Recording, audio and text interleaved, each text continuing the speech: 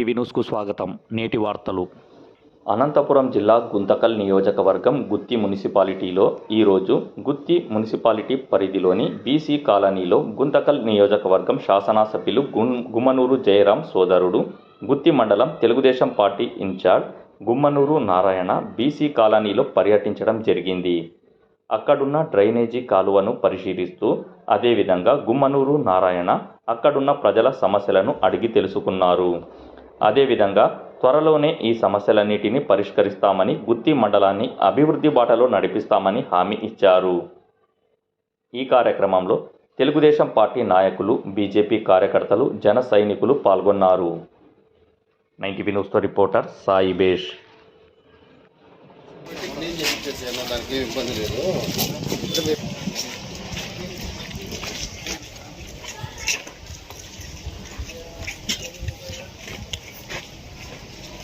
ఇది బయట బయ అడిగా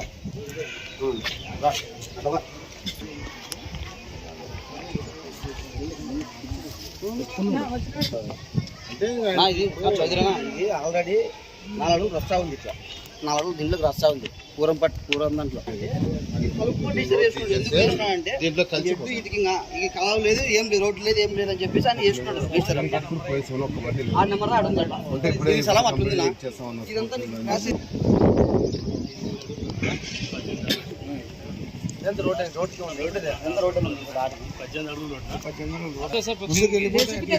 తీసుకుంటూ వస్తే బండి అక్కడ నుంచి వస్తే ఎక్కడ వరకు ఉంది, ఎక్కడ వరకు ఉంది.